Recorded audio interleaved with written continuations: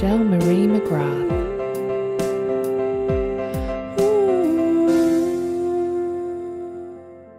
Welcome to today's episode of Unclassified Woman, and today I'm talking to Jane Doucet, a Canadian writer based in Halifax.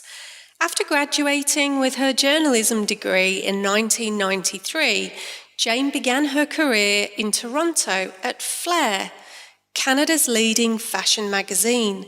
She spent the next 6 years working as a staff writer, editor, researcher, and copy editor for several Toronto-based national magazines. Jane has been working as a freelance writer since 1998 and has written dozens of feature articles on health, parenting, gardening, entertainment, education, business, and more diverse topics for award-winning Canadian magazines and newspapers. In 2003, Jane wrote the first draft of The Pregnant Pause, her debut novel. She was searching for a novel to read that sent a positive message to women who assumed they'd have children, but for whatever reason, it didn't happen. Surprise, surprise, she couldn't find one. So she then decided she would write the book that she had been looking for. And as we know, there are so many books that end with, and then she had a baby and lived happily ever after.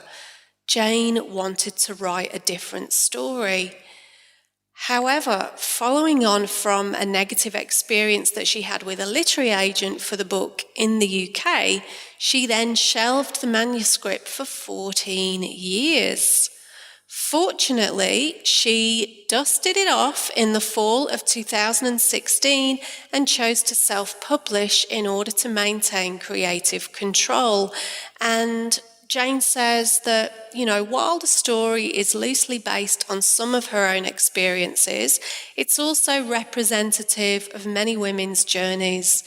And having read the book myself, I could really relate to so many of the situations and the commentary and the assumptions that people make when you get to a certain age and there isn't a child in sight. And yeah, it's sort of fascinating to review and revisit so many of those scenarios, and I think that you will really relate to many of the things that are shared in this great novel, and I really hope you enjoy this conversation.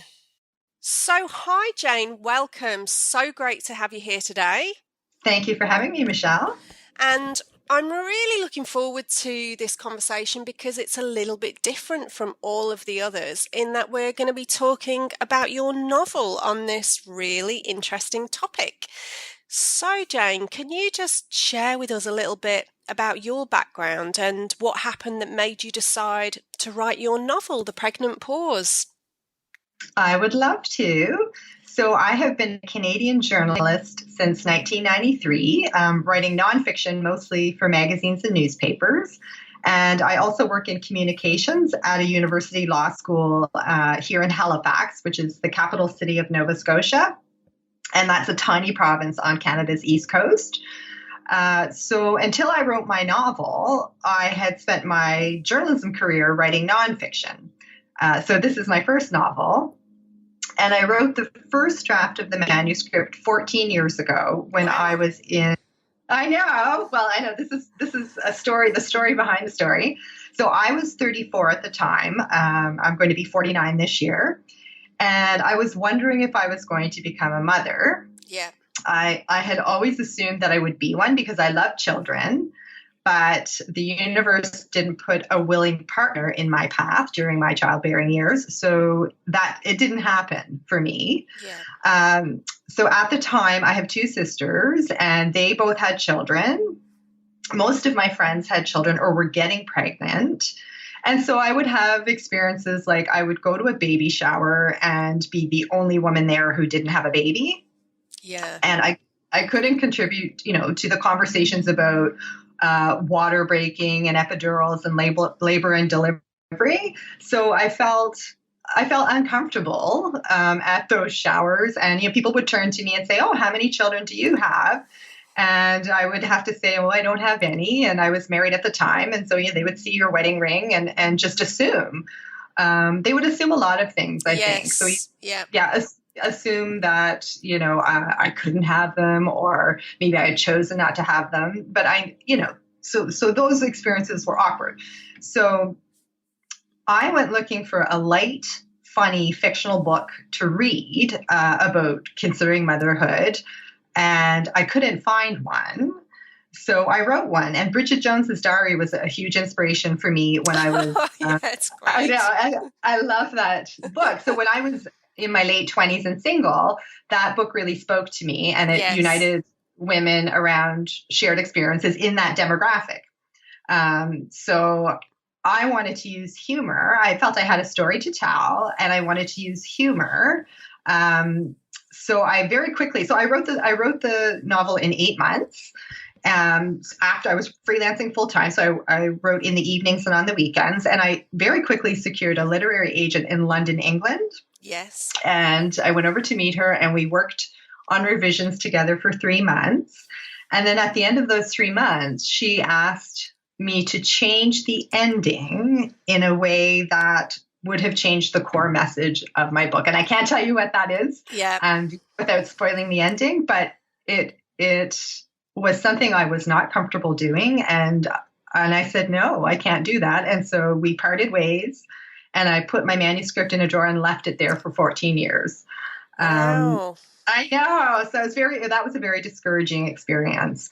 But interesting though, because it's something that has become, finally, it's being talked about much more openly and in mainstream media. And I've been doing sort of these interviews for the last couple of years. And I know that when I was doing research, and I was reading a lot myself, because like you, I had a lot of similar experiences in that you're married, you get to a certain age, and then of course you have all this inappropriate questioning that is really just part of our social conditioning. And it's really interesting. You start looking around and thinking, well, where are all these other women who are having these experiences? So much of it is not talked about openly. Mm-hmm. And so I wanted to change that and create a lot of conversations where all of these different things were discussed. And one of the things that I really kind of laughed about reading the book is I thought you've managed to include so many of those social situations with your colleagues at work, with your sister, with your friends, different attitudes, that sort of different experiences that people go through when they're thinking, and one of the things that is really common is the topic of, feeling ambiguous, where that confusion where people are not sure if that's what they want or not, because it's so expected, isn't it? It's just the norm. It is. And what I know you mentioned questioning. I didn't get questioning so much as assumptions, misassumptions. So I remember playing with a friend's children who were all, young. Some of them were not in school yet. And I think maybe one was in elementary school. We were playing a board game together. And she said to me, she was more of an acquaintance than a friend. She said, gee, for someone who didn't want children, you're really good with them. And I thought, I didn't tell you. I've never told you I didn't want children. So I just thought she assumed that because I didn't have any. Yeah. So it was those assumptions that really frustrated me.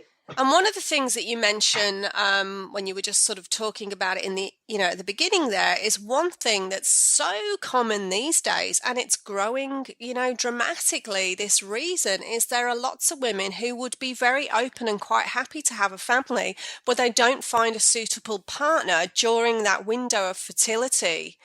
And that was my experience. Yeah. Yeah. I mean, I've heard that so often, and I think there's so many different factors for that. And often, timing is an interesting one, is it? We do have that limited time biologically, where obviously it's different for men. They don't have the same constraints in that way. And I know I've been joking in media interviews. I say, as long as men's equipment is working, they have all the time in the world to become a father, but women don't. And, what I thought was interesting is, again, another sort of situation that you've got in your book where she's married to somebody who's younger and he's like probably not quite ready for that, or when they're having a conversation. But it's, again, this is something that is very valid. When you've got like, the woman who's older and potentially in that early 40s, late 30, that time, then you do have a limited time and opportunity, and even if you're healthy, it doesn't mean that you're necessarily going to get pregnant. I mean, and so many people could be trying for ages, but there's Hmm. not, they might have tests, but then it's one of those things where we can't find anything wrong per se. But if it's not happening, it's just not happening. I know, and I know several couples who have adopted. They've given up trying. They've adopted in their, early, even to mid 40s, and then they've gotten pregnant, and they were like a Yes. deer in the headlights. And I think everything I've read about that is your stress Yeah. hormones dissipate, and so you think, okay, it's not going to happen. I'm not worrying about it anymore, and I've got to, I've adopted, and then they get pregnant, and they're like, oh, at 45. Yeah, completely. And you can so see how that can happen. And so it is interesting because I haven't come across sort of any novels specifically on this topic. And do you feel that it kind of almost makes it easier to digest as a work of fiction? Like, I know you were saying you wanted to make it sort of light and funny because it can be a very intense topic. I think so, and I think because I wrote it with humor, I think that humor adds a lightness to the Yeah. seriousness of the subject matter. Because, as you know, you've read it, Michelle. Yeah. There are some sections that are quite serious, Yeah. but so there are some sections in the novel that don't lend themselves to humor, but where I could inject humor, I did, and I do think that makes it more digestible. And did you do much research at all in terms of, looking at what's happening in various countries, for example, around the world? Because obviously that varies as well. I actually did zero research, and that's why I was able to write the book so quickly, the novel Yeah. so quickly. I mined my own experiences, Yeah. plus those of women I knew or had read about, because I was reading at the time nonfiction books. Two of them I mentioned in my novel. One of them is called Surrendering to Motherhood, and the other is The Mother's Own. Yeah. So, and I used my imagination. So I didn't have to do any research. I quote a lot of newspaper articles in the story that were actual Yeah. newspaper articles, and so that, I guess, was research in itself. But I didn't interview anyone. It was just really it's real life experience, mine and those of other women, and the things I was reading in the news.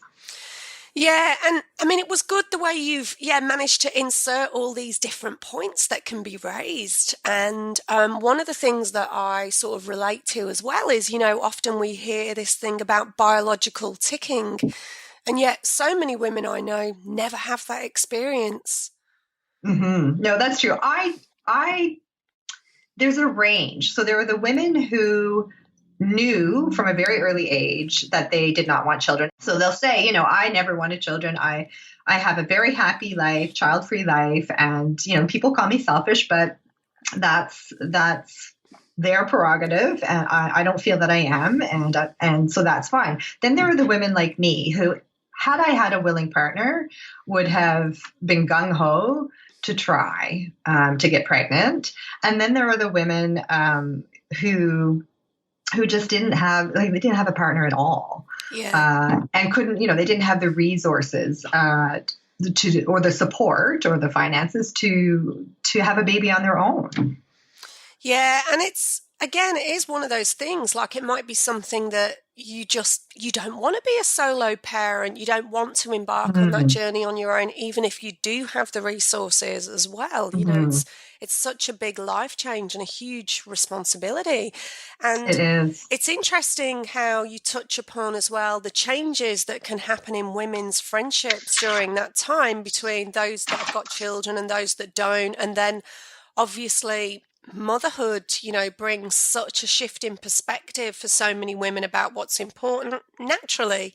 And so again, there can be that sort of awkwardness or like a navigation period in certain friendships. Obviously not in all of them, because every woman's individual. Hmm. But it is interesting to note how certain friendships can fall away at certain times, especially when like the children are very little, and obviously it's very demanding. But it's interesting, isn't it, to note those differences. And what do you feel are some of the ways that we can kind of navigate that with that and sort of, bring more understanding and sort of support? Because often it can be then, especially in situations like at work, where I'm reading this a lot now of women feeling that, they're having to pick up the slack if they've got colleagues Hmm. that are like, well, I've got to pick up the kids from school, or I'm going to be off because my son's not well. And of course, these are things that they do have to do, but then there is that added pressure and consequence often for other colleagues that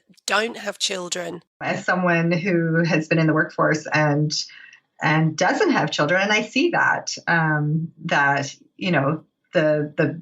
the moms are leaving. They have to go pick up the kids, so they're leaving early, or their kids are sick and they stay home, and I'm there every day. Yeah. So you see that, but you understand. I mean, my mom stayed home. My mom was a teacher. And then when she had my two sisters and I, she stayed home to raise us. And my dad was a teacher as well. So they lived on one income. But so I didn't have that experience, with a parent, with a mom. But I know that's very, it's very prevalent today. Yeah, and there can often be that misassumption that, oh, you don't have children, which then translates into you clearly don't have any responsibilities like I do. Whereas, Right. I know a friend of mine who has got a few siblings. They've all got children. She doesn't. And yet she's ended up then being the default carer for both of her parents. Right. And, she was studying. She had a very full-on job, had lots of other things going on as well. But they didn't really step in to help with their own parents. It was just assumed all the time. And so, that ended up really impacting her for a number of years. Until she had to just, sort of speak up more and say, listen, I can't be the unpaid carer for like both of our parents as well. We need to come to some kind of schedule because, again, just this assumption that she can just drop everything at a moment's notice, that she's got nothing important going on in her life and that she hasn't got any other priorities, so there can often be that kind of thing going on. So that can be very hurtful. Yes. And it's interesting that you mentioned that example because I've been quoting the American actress Jennifer Aniston quite a bit because she is has been an advocate for a woman's right to choose, and she's been on the receiving end of a lot of comments. Like every time, I know every time she has a little belly in her tight dress in a photo, the media jumps all over her and says, "Oh, she's pregnant," and she says, "No, I just ate some pasta." Yeah. But she's been saying for years that society slams women who don't have a husband or a baby or the whole white picket fence package and makes those women feel like they are not living up to their full purpose or their full potential. And so that is something that she's been kind of like Gloria Steinem, trying to correct that misconception. But she also says, like your friend who was caring for the elderly parents, that there are so many different ways to mother. Yeah. You can mother your friends' kids, your nieces and nephews, your beloved animal companions, and your elderly parents when you get to, that stage in life. So you don't just have to have a child to use those nurturing, caring skills. If you're a nurturing, caring person, then exactly, you can be expanding that in through lots of different ways in your life. It's not just about that. And also as well, it doesn't mean that if you've not got a biological child that you've got no children in your life. I like Right. Melanie Notkin, who is an American writer and speaker. She's the founder of Savvy Auntie, and she wrote a great book called Motherhood. And I like an expression that she uses, the word child full, quite a lot, because she says, my life is full of children, but they're just not mine. And so she feels that she's got lots of valuable relationships with children, and she would have loved to have had a child, but again, it just didn't happen that she had a suitable partner during that window. So It is interesting, and I think these sort of preconceived notions are gradually expanding and changing as we talk and have more of these open conversations. Well, and also the statistics in Canada, anyway, support the fact that women are having their first children older at an older age than they used to, so 30 and above, and that more couples are not having children. So those statistics, support these conversations. And there's just been a census done here in Australia, and one of the findings of that was that I think it's by the year 2023 that the largest family group will be one without children.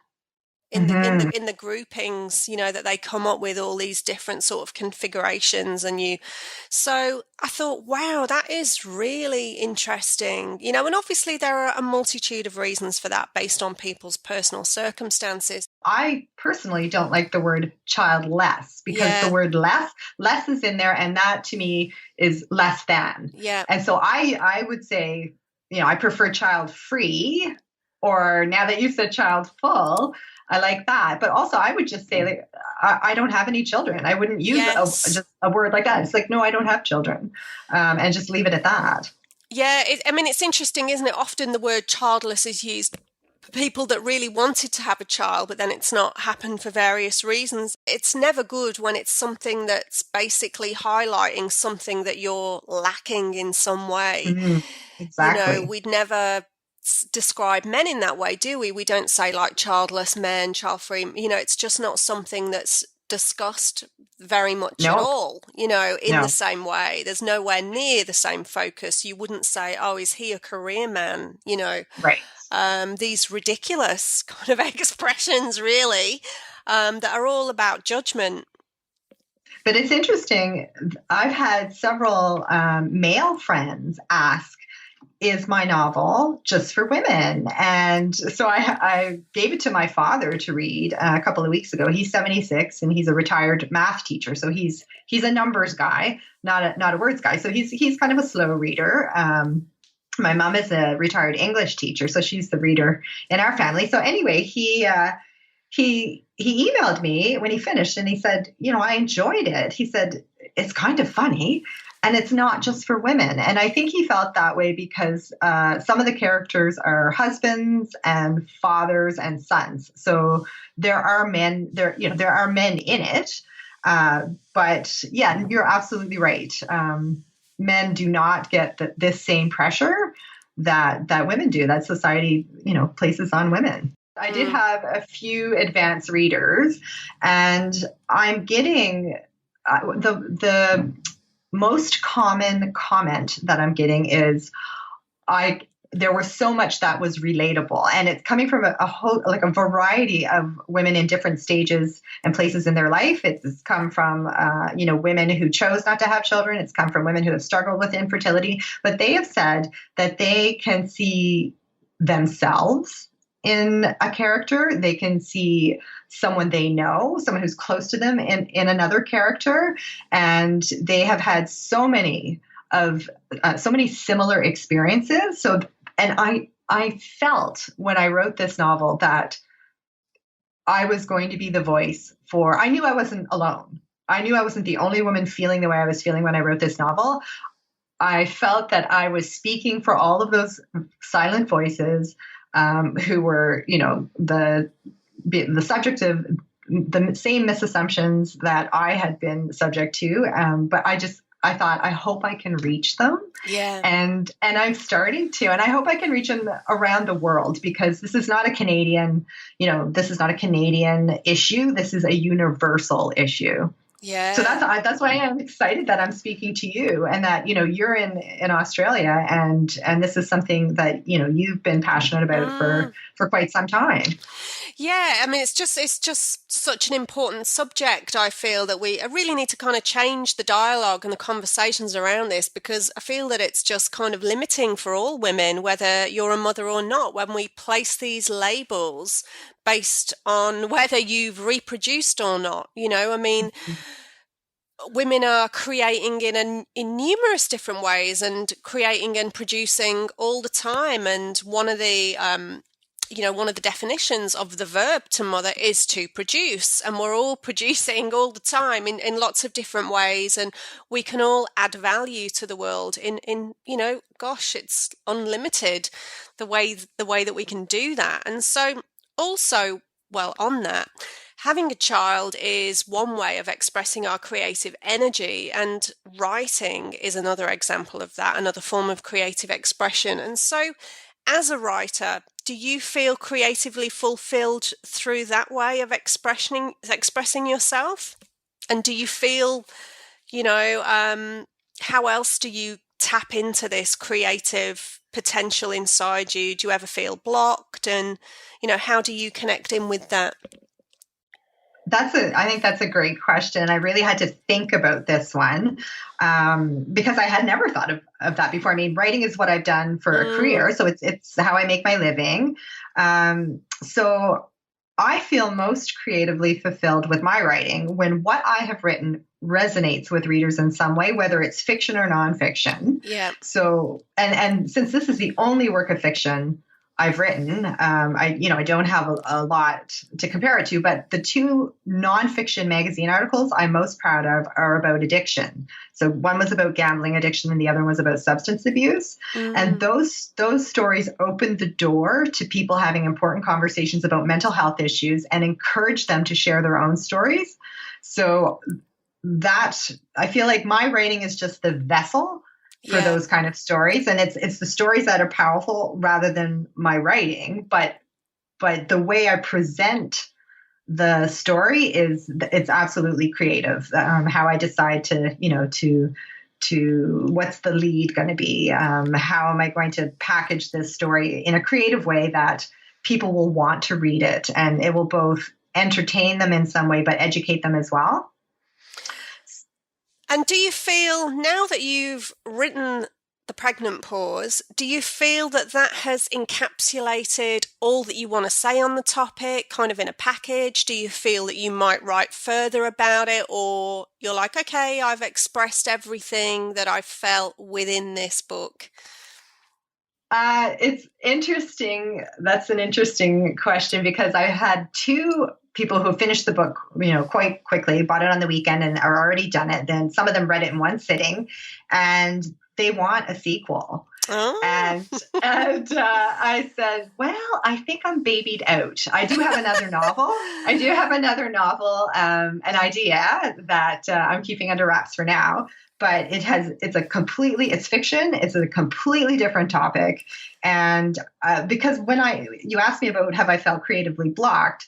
Yes, I have, as a journalist. And that's when I've written about the same topic too many times, even if it's a topic I'm passionate about, like organ donation or sun safety. I've written quite a bit about those over the years, like even over a decade. And so when that happens, I need to look for a new topic that I can be passionate about. And that keeps me from getting stagnant creatively. Yeah. So yeah, I definitely have a second novel in me, but it is not about babies. Although I'm happy to keep talking about this, as because I think this is a conversation that is going to be ongoing. Absolutely. And I don't feel like I'm a spokesperson for it. I feel like this past week I have kind of become a spokesperson for it, and I'm happy to share, my opinions on it. But I'm by no means an expert. Well, it's the thing, though, isn't it, that every woman's story and every woman's perspective is valid and different based on the variables and the situations that, everything that's happened in their life that's brought them to whichever point they're at in that part of the journey. So it's so interesting. And the more you talk to women, you realise that everyone's story is slightly different. Everyone's had a unique set of experiences, and that we shouldn't generalize. You shouldn't generalize. And also the main message of my novel is we shouldn't judge. Yes. And we especially shouldn't judge if someone's journey has been different from your own.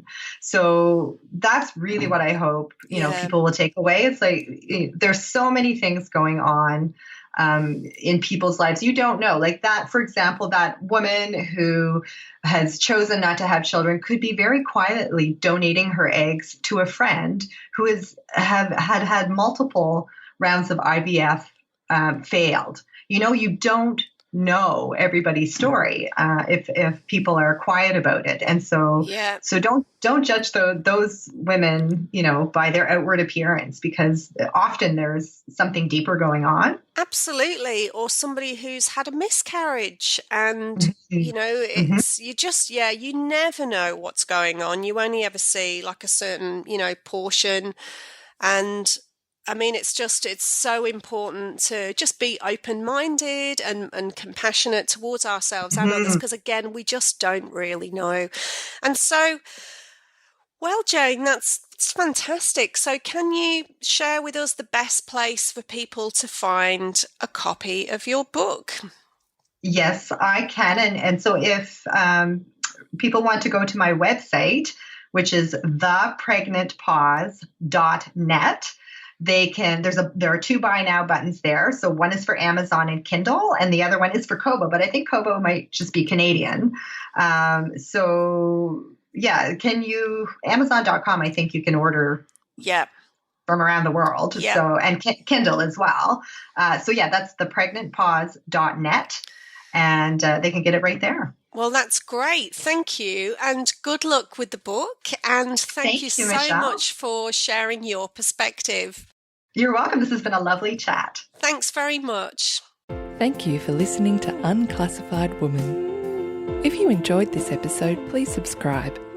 For information on events and services, connect with Michelle at michellemariemcgrath.com.